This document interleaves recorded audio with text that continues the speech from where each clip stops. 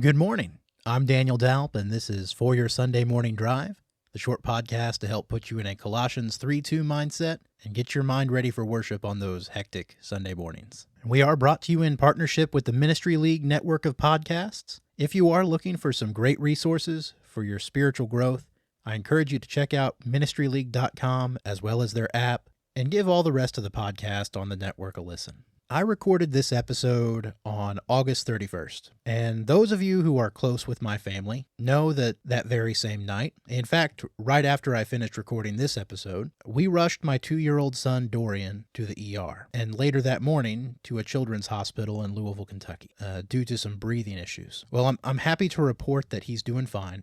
They took great care of him, and he's back home with us now. But I also wanted to take just a brief moment to give a huge thank you to all the listeners that prayed for my boy and for my family during that scary time. It means the world to me, and I truly believe that your prayers made a difference. It also makes this episode all the more meaningful, and I'm sure you'll see why. I hope you enjoy it. This is episode 21, Breaking Down the Crib. Let's go to church.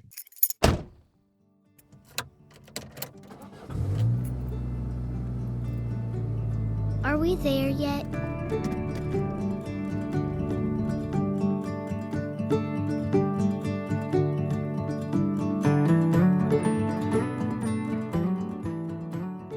Here recently, I underwent a sobering task. I took apart the crib, and to be honest, I started to tear up a little bit. For those of you that know me, that's probably not much of a surprise. I took apart the crib for the second and the last time. And I remember the same feeling when Evelyn moved to a toddler bed. And I took the crib apart and I stowed it in the basement. And I also remember the frustration, mixed with joy, of having to drag it back out of the basement, find the right Allen wrenches and all the pieces that went with it, and fit it back together again when Dorian was born.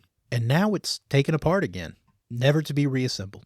And you know what's so weird is I mourn its loss. Rather, I guess I mourn the loss of the little babies that my kids once were. And as I was thinking about that crib the other day, and about the babies my kids no longer are, as they have their Mario and their Teenage Mutant Ninja Turtle sheets on their shared bunk bed, I'm going to miss the baby stage. But I'm also really glad that they're growing beyond it. They're maturing, they're healthy, they're strong. And don't get me wrong, I absolutely love the stage they're at now. 2 and 6. Man, fun times.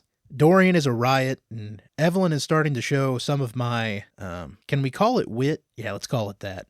And she's also starting to show a lot of her mother's sass. Don't worry, she doesn't listen to the show. But they're also getting excited about the things pertaining to God. They love prayer, they love their Bible stories, they love going to church, they love family worship. All of that does my heart so much good. And I guess I bring all of this up to say that if any of my fellow parents of little ones are going through the same feelings that I'm going through today, it's okay. That sadness mixed with the joy and excitement of the promise of growth for our kids, don't let what you'll miss steal the joy of what is and what is yet to be. The little changes that we're seeing in our kids, that means growth is taking place, and wouldn't we much rather have that? Remember those precious moments. Don't get stuck in them. Our kids are such blessings, and we owe it to them to love and to cherish them in whatever stage they're in. Psalms 127, verses 3 through 5. Behold, children are a gift of the Lord. The fruit of the womb is a reward, and like arrows in the hand of a warrior, so are the children of one's youth. How blessed is the man whose quiver is full of them. They will not be ashamed when they speak with their enemies in the gate. Our kids are a gift, and what a great honor and responsibility to get to raise them up in the Lord. So that's it. The crib is put away. My babies are growing up, but I can't wait to see what great and awesome things the Lord has in store for them. Parents, you can do it. Raise those kids up in the Lord. I believe in you. We're all in this together. Well, those are my thoughts for your Sunday morning drive. Now it's time to hear yours. Our discussion questions for this week are, do we sometimes get stuck in the past when it comes to our kids? Does that limit how we are leading them in the Lord?